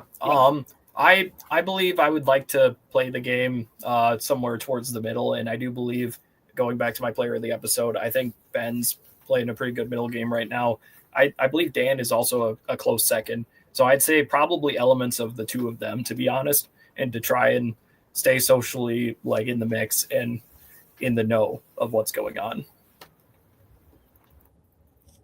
I like that. Sorry, Steib, who did you say? I zoned out for a second. Oh, yeah, no worries. I said Ben. I said I combined their names, actually. I said Ben and Dan. I see that. Yeah, I see that. I got distracted. Thank you, Shane, for the question. I feel like Richie, I got distracted by Dan's comment that Richie's Amelia, and I feel like, yeah, I see parts of that. I almost said that too, actually. That's why I said I was stuck between 3 people. I was like Vincent, Nick, or Amelia. I almost said Amelia too, actually, but like, because Amelia in her vote off episode is how I usually am when I'm getting voted off. Like, if you watch Cabin Fever, like how Amelia was after that challenge where she's about to like get voted off, she's like, I'm going home. That was literally me entire Cabin Fever. Like, I was pissed off. I was like 1 gay versus 4 dude football bro man. Like, of course, who's getting voted out of that group? Like, but yeah, I definitely we've come a long way in casting. It sounds like it. I also definitely see parts of Dan. Like, I could see you playing similar to Dan Steib without having seen you ever play ever. Just your personality, like I could. It makes sense. Yeah, thank you. I definitely recommend watching Steib seasons. I don't know. I get first boot in 2 of them. Next question's from Dan. He says, Will, did your pockets feel lighter after you were voted out? No. Well, yes, but the first time. Because that was when I realized that I did not have as many people in my pocket as I thought I did. Although this might be one of those times where I lie with my memory, because I might have said people are in my pocket after I got voted back in, which I think actually did happen. But no, it was rounds earlier that I knew my pockets were very empty from both people and idols. Nothing in the pockets except a hope and a prayer. So shitty bitch. Trinity's not too much of a comment, but it does say, Trinity says, Will, I agree 100% with your Ben analysis. You laid it out perfectly. I appreciate that. It comes from being a therapist. I also have played now 3 times with Ben. So I think you never know someone 100% nor their gameplay, but I think I have Ben's gameplay pretty locked down. So I appreciate that. I'm glad he's not here. He would have like 50 comments about my perception, but that's fine. He's entitled to it. Dan asks, Richie, how many of the second chance cast members can you bench? I don't know a lot of people's weight. I can bench like around like 200. My PR I think was like around 225. So I alone am like 190, 195, and I'm sure that Dick is probably heavier than me because was it Army or what was he's a vet of something. So that man is strong. I mean, he dragged me across that freaking field. So yeah, no slouch. I mean, I'm confident I could. I'm confident I could. This is such a weird question. I'm laughing. I love this question. Okay, I'm confident I could bench press Joey. I'm confident I could bench press Addie. I'm confident I could bench press Amelia and Nick. I also love how I interpreted this as like at one time. I think I can bench. Okay. I was never really. I love this. I was never really into bench press, but if it's a question about squatting, I could probably squat like quite a couple members. All my power is in my legs. I squatted today. I had to double check the math because I was a comm major, not a math major, as Dan pointed out earlier. I did. Hang on, let me do the math just to make sure I actually have this right. While you do that, how many people are watching right now? Because I feel like it's us in the States. And I'm including Shane in the States for argument's sake. 220. You're at 7. I squatted 220 today. This is 220 is very respectable, Richie. Well done. But yeah, we should probably hop on to that sneak peek. I think the people have asked plenty of questions, however many there are. Oh my God. Yeah, I do want to say one last comment I want to give a shout out to. Shane did say he watched Captain's Curse, the Steib and Alex season, which is actually the season where Amelia and Addie came from. So, like, I mean, Amelia and Addie are two of my favorites from that season as well. But obviously, like, Steib and Alex, you were definitely two of my favorites that season. Thank you, Shane. Proper ball knower. Also, shout out to Maddie N, who played Evolution and Captain's Curse. I feel like she never gets enough love. Like, she plays a pretty decent social game and has a great strategic game. So, you know, shout out to Maddie N. I'm trying to think. Dan says pronounce Stadi. There you go. Make sure you get it right. I'm all about pronunciation. People have been calling me Steve for years. So we are going to close off the questions for tonight. A lot of very fun questions. We do have some fun stuff we're going to talk about. As I said at the beginning of this breakdown tonight, I'm going to remind everyone that the finale, episode 10, is going to be a longer episode airing on Tuesday, December 16th. Assuming it's going to be 6 p.m. as normal. The voting for the awards for that season will open after the finale and will close on December 21st. The live finale recap is also going to be on the 16th. Me and Steib will be there with some special guests. The live post-game truth table is going to be on December 21st with more info on Instagram soon regarding this. And what is it? Whatever it is, I can't wait to be not invited and watching. Because I can't wait for the Queen of Honesty to be. It'll be the Queen of Truth. For the truth table. The live reunion will be the 22nd of December, where you will see all of us three there. Now, I do have a little sneak peek. It's not going to be anything massive, though, but a little sneak peek for the finale. From big moves to final campaigns, the final 5 ramps up their games to get to the end, where one will win the title of Sole Survivor. Richie, I adore you. That literally, give us nothing. Literally. I know. I like to. I mean, so watch a finale episode with the final 5 where one of them will win. It's all word salad. I know. I mean, I've been told a bit of a tease, so you know, I figured I got a little help for that. I adore you, Richard. I can't wait to watch you give us something at Heroes vs. Villains season 10, and I'm going to be here to comment it all with my friend Dan Steib. I shit you not.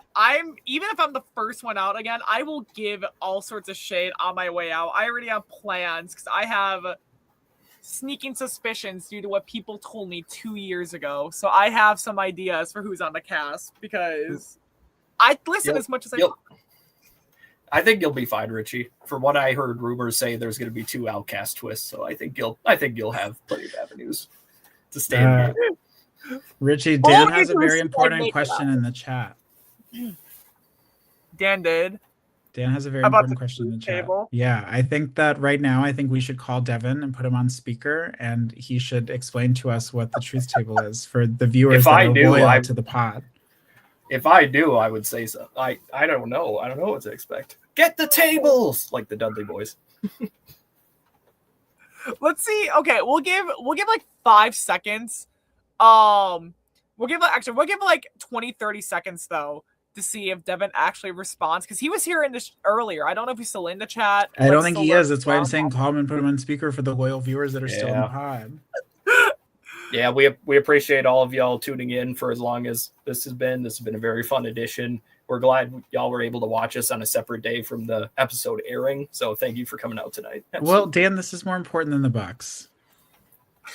If he wants to host this game, he has to be here for the viewers and what the viewers want, and the viewers want to know what's on the truth table. Hell yeah, let him know, Queen. Okay, I sent him a text. I didn't want to call him because I don't know if he's busy right now with stuff, but I texted him. Hope maybe he'll respond. Or you can, because he doesn't include you and Steib in the cast group chat, you can make another group chat with the cast without him and tell us what the truth table is about. I don't know what the truth table is, actually. That's why you're going to find out, and then you're going to forward the tags. Yeah. We can dig. But yeah, no. Devin and Christian are very good at keeping cards to the chest when it comes to the hierarchy in production. Oh, he is at the Bucks game. All right, we can go. I'm just being. Oh, wait, yeah, give me a quick second. Yeah, I want to text him, make sure he doesn't think I'm like spamming him. I'll spam him, hell. I'm just. I'll leave you with this. I'm curious to see what the difference between a truth table and a reunion will be, because for me there is going to be no difference, mama. If I'm at that truth table, just wait. It's the reunion before the reunion.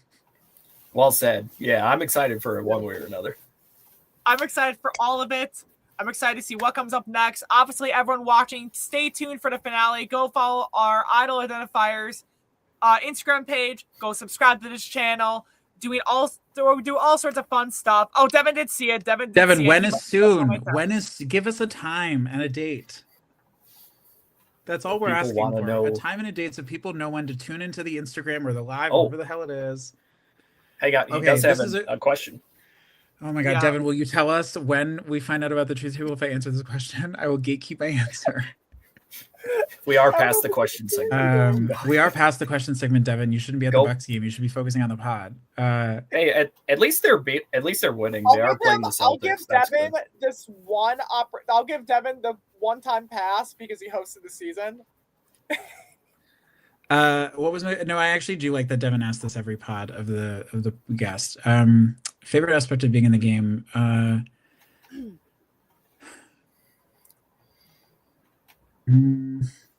I mean, it's cheesy, but I really do appreciate the community that's been built. I think after 7, but especially after 9, like there's just been a really strong community that's been made from this.